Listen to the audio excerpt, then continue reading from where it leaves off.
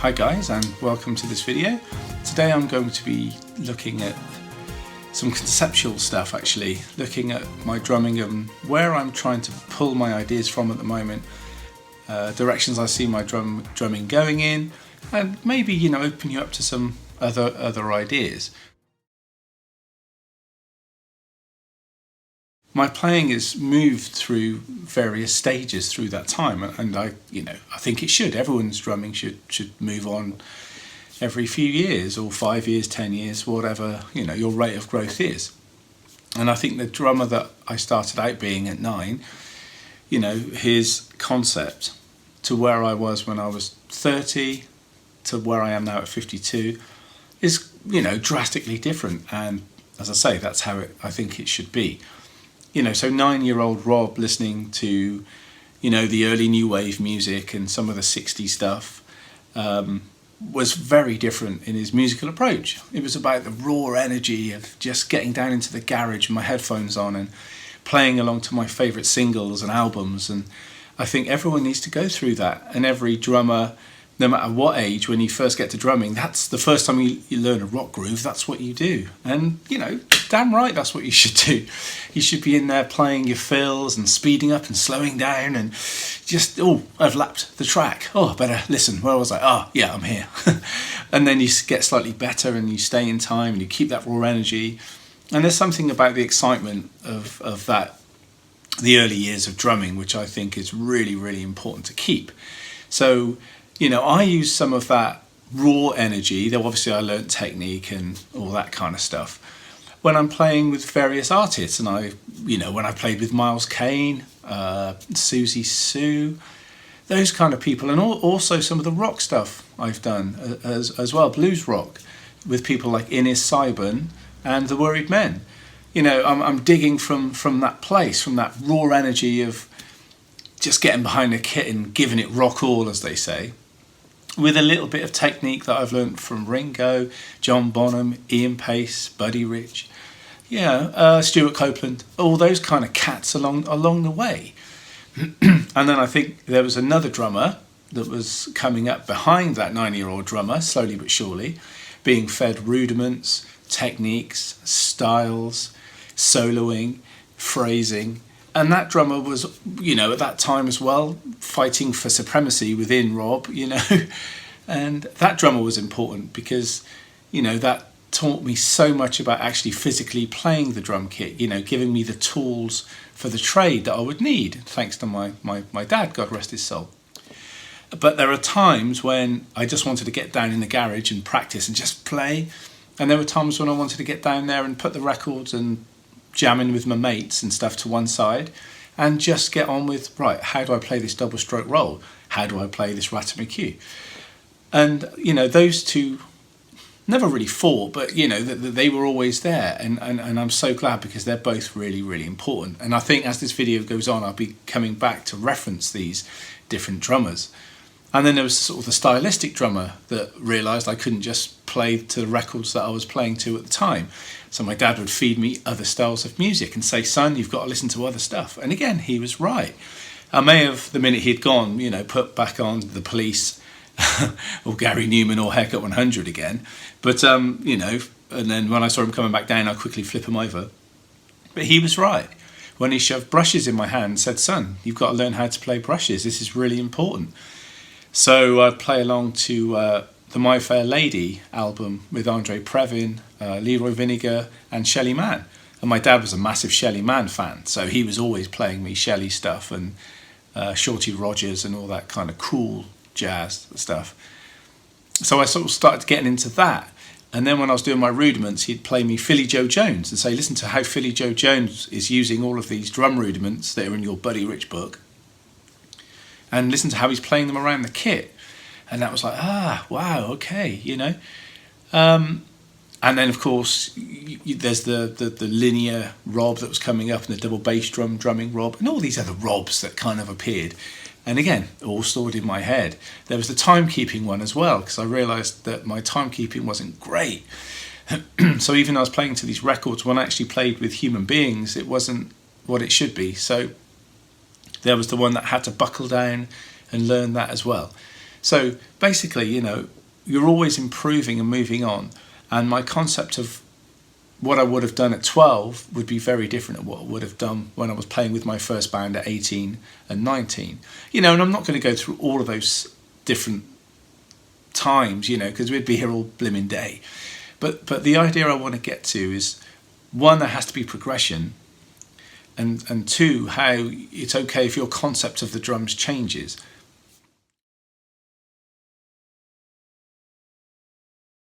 So I was trying to come, and I'm still doing this, I think it's been a 10-year process, of sitting down and playing from the heart rather than from the mind, if that makes sense. So I've got all this technique, I've learned all these rudiments, I know all these styles, all these things that young 9-year-old Rob has been learning right the way up to now. And I want it to come out in a way that means something to me. And hopefully through that will mean something to other people. And it's very subjective, and it's a very personal journey, but I think it's one that I'm on and that I can't really get back off, because I'm enjoying what it's bringing out in me as a human being. And along the way, maybe 5 years ago, I discovered the amazing Milford Graves, an awesome drummer, which I think, a guy you should check out. And his documentary, Full Mantis, which I was just literally watching a minute ago, is ace. The minute I connected with him, not everything that he does, I can't see myself doing the speech over the top of my drumming and the singing, but maybe, I don't know. I just love the raw passion of when he was playing these patterns that, again, are multicultural patterns, and he's just playing them as he feels he wants to. A rock beat could live next to an African beat, could live next to a jazz groove, to some crazy free time stuff. Yeah, and I love that. But coming from it is soul, there's technique in there, there's grace, there's dynamics, it's all in there, and humour as well. And it's just coming out, and no longer am I worried about thinking, was that quintuplet? Was that a Mozambique rhythm? I'm just listening to it, and I think that's where I'm trying to come from as well. It's like just playing the music, stop being so precise about what it is, just letting it come from the heart. As I say, this is a very personal thing for me. For any beginners watching this, I said a minute ago, I went through all the stages of giving everything titles and learning everything, because you have to, but this is just something you can think about for maybe later on in your musical journey. And I realised that when I listened to Hendrix, I really felt that he was reaching when he was playing his instrument. Friends of mine always take the mick out of me because they say you're not into guitarists. I kind of am, but I also get a bit bored listening to guitarists when it's kind of just lick after lick after lick. And I'm not a guitarist, and I'm not very up on my melodic music and understanding a lot of that. But sometimes I could pause a solo from a guitarist. I think he or she's going to go here in a minute, or somewhere like that. And then sure enough, it gets there, and that's fine. And guitarists are sat there closing their eyes, and that's brilliant. But for me, it's like, when guitarists talk about a bass or a drum solo and they're like, a bit boring. I kind of get like that with some blues and rock.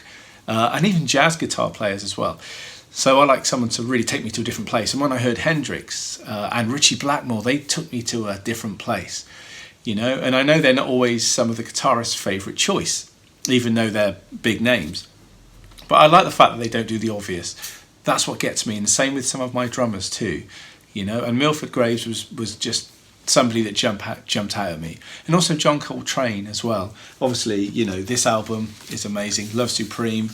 When I first bought it, I didn't get it, and I shelved it for a while, and then I rediscovered it again, and it spoke to me a few years later, and I've never put it down since. It's just an emotional roller coaster. And learning more about this album and where John was at the time, I realised that that's a bit like me on my sort of musical spiritual journey as well. Maybe that's why it's connecting with me now. And there's also another track by Max Roach on this album, and he plays a drum solo over the top of the famous Martin Luther King speech, "I Have a Dream." And I think I mentioned this on one of my DW playlist parties, but this is incredible. The way that he plays in between Luther King's speech through the different phrases, and how he responds and plays over some and then into some, and then It's just great. So, check that out. The track is called The Dream, It's Time, and it's on track 1. And I'm sure this is on YouTube somewhere. But that really opened up to me that I could do performances on my SPDS, some speech sermons or clips from films or whatever, and I could play along with that, and it kind of blew my mind. It seems very basic now, but at the time, 12 years ago or something, it really kind of made me think very differently about stuff. And at the Cone concerts by Keith Jarrett, which I don't have with me here, but I've got the double vinyl somewhere, his soloing and playing on that, where he was just playing from the heart, I just thought was inspiring as well. And made me think again about, when I play drums, this is interesting, coming back to a theme and then moving on, and then maybe never coming back to that theme again and moving to a different place. And I think sometimes drummers are a little bit guilty of not using the dynamics of the drum set. So, listening to those pieces really made me think about how I need to connect with my drums at lower volume with mallets or with brushes that, can still connect with a thread and still connect with the people. Again, this is subjective. Some people are going to get it and some people aren't. But the fact is, I need to be thinking about it. It's about me and my progress, and you with yours. And also this album here, The Drums by Joe Jones, was interesting because I started to break the drum kit down in my head. Everyone sells a drum kit as a drum kit. Bass, snare, 2 toms, floor tom, hi-hat, 2 cymbals, boom. There you go, starter kit. But actually, a drums kit is actually the individual articles, the different toms, the different cymbals, and each tom with a different pitch and the size has got a different sort of timbre and a different vibe. And this album, even though it's like a teaching record from back in the day, but it kind of made me think, well, that kind of concept is what he's talking about here. And I was like, hang on a minute. And sometimes when I'm playing in the practice room, if I've got the 10-inch or 12-inch tom on the bass drum, I sometimes just realise I've been playing on there for 5 minutes. Rim shots on the rims, getting pitch bends out of it, playing the shell, playing off of the shell and all of it, and just seeing the tom as a standalone pitch, as if it was a note, if that makes sense, a melodic note. And seeing the drum kit like that has made me think very differently about when I'm performing and soloing and ad-libbing. Really important. And that's also gone a little bit into my studio playing as well, where I've thought about going to a certain tom at a certain time because the song is going up or down tonally, and same with the cymbals. Do I need to go to a lower cymbal or higher cymbal here? Things like that, So that's kind of has fed into my band playing too. And I also started to realise that it wasn't just music and musicians that were making me feel the sort of inspiration in this kind of freedom of setting myself free from technique and all that kind of thing. I was also getting it from movies and books and so on. And I found the work of David Lynch, especially Twin Peaks and Lost Highway. I would sit down with a practice pad with the volume down, but just watching those episodes, all those movies of David Lynch. There's Eraserhead, there's loads of different things, Mulholland Drive and so on. But with Lost Highway and Twin Peaks, when they got sort of darker, because they would go from, especially Twin Peaks, from like comedy moments almost, or certainly lighter moments, to very, very dark moments very, very quickly. And I really liked that way that David Lynch could suddenly snap it back round and there'd be a really eerie bit on top of something that was quite light-hearted before. And I realised I was responding on the practice pad to that. And in the end, I sort of stood back and thought, hey, that's what a drum solo is. I'm looking at it as a story, beginning, middle and an end, because I remember Ian Pace saying that on Rock School once.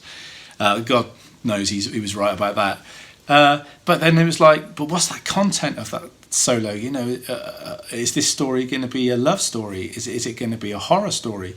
Is it going to be suspense, mystery? And that opened up a whole nother bunch of doors again to my mind, thinking, okay, maybe the triplet Max Roach and then borrowed by John Bonham triplet thing, is that a mystery pattern? Is that a suspense pattern? Is that a love story pattern? Is that a horror pattern? Oh, it depends the tempo. It depends on where it is on the drums.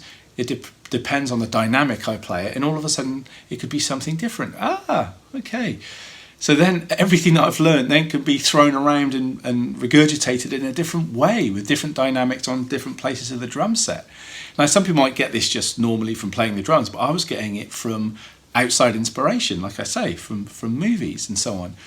And things I could sit down and watch The Shining or Blade Runner, Local Hero. It could be The Elephant Man. It could be so many different Raiders of the Lost Ark, and I'm going to play slightly differently. And I was intrigued about, even though I may have sat down to practice a certain thing for half an hour during that movie or something, because it was on my list of things I wanted to work on, but it would make me go into a different place, and I was really aware of this, and I was fascinated by it. And I found I was also getting, that kind of turned on vibe from books that I was reading, Philip K. Dick, William Burroughs, all that stuff, which I'd kind of got into through my Gary Newman kind of cyber punk stuff. But it was always in there. And the more books that I read, and the more I was seeping into that world, I realised that I was also thinking about a character when I was playing the drums in a solo. Was it a male? Was it a female character? What were they going to be doing next?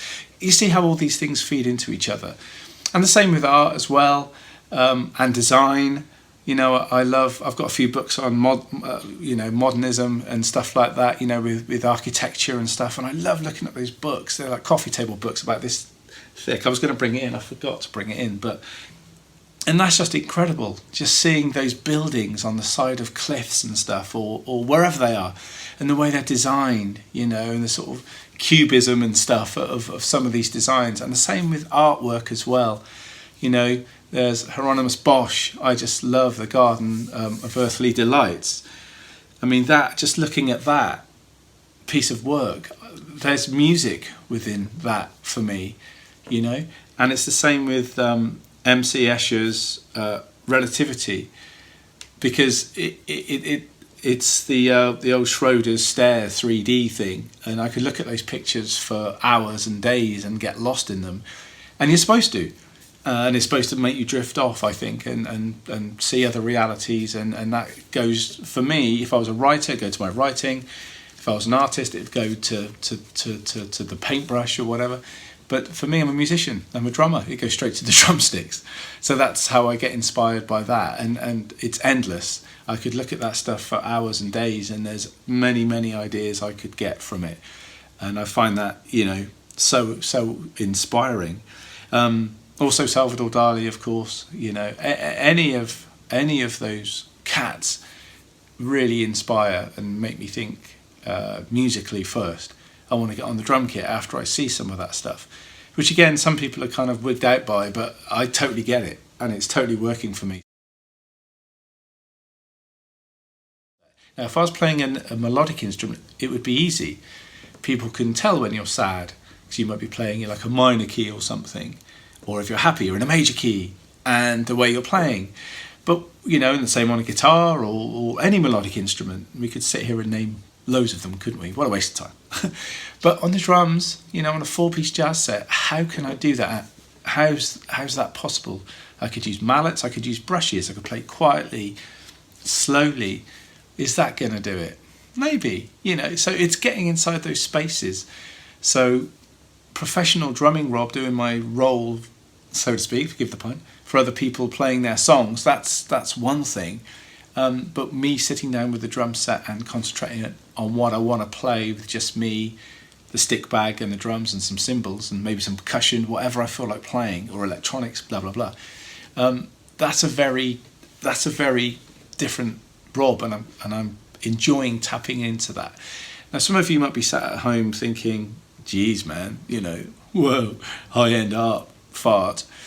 Yeah, well, cool. That's totally cool, because I've got, loads of stuff documented on film and on record where I'm just playing drums, and that's good.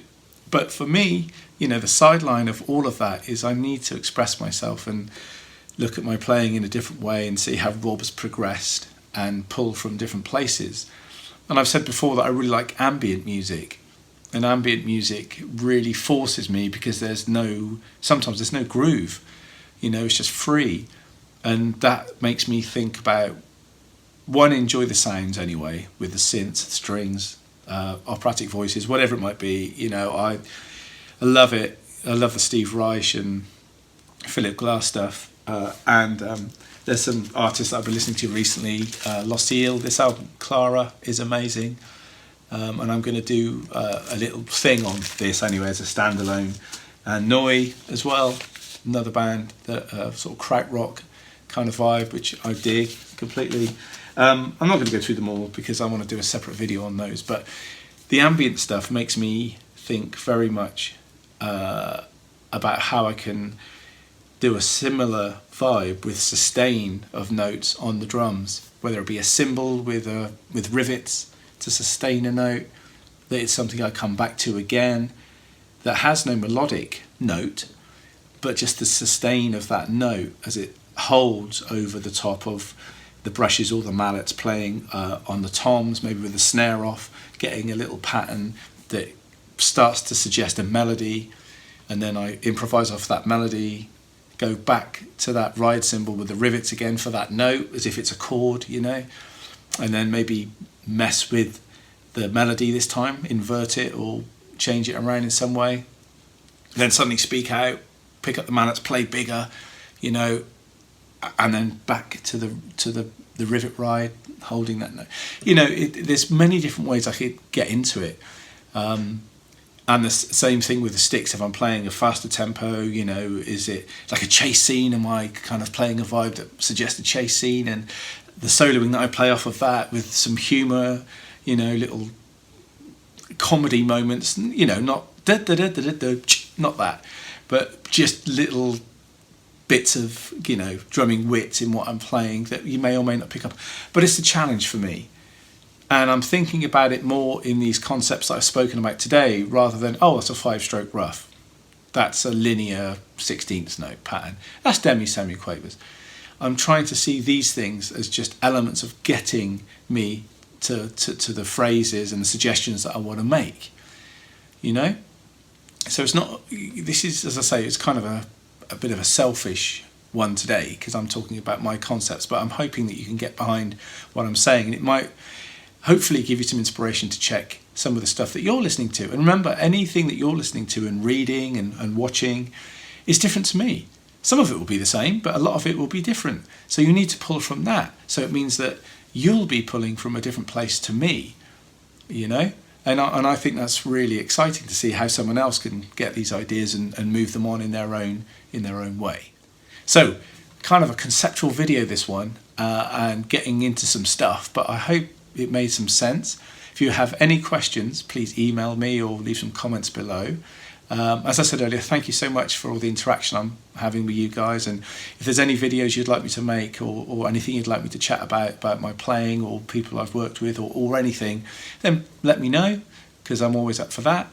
And as I say, just thanks for liking and subscribing. I really, really appreciate it. So get inspired, go back to your drum kit, pick up the sticks, brushes, mallets, or play with your hands, whatever you're going to do, or coins, or knives and forks, whatever, and enjoy. And I shall see you guys on the flip side.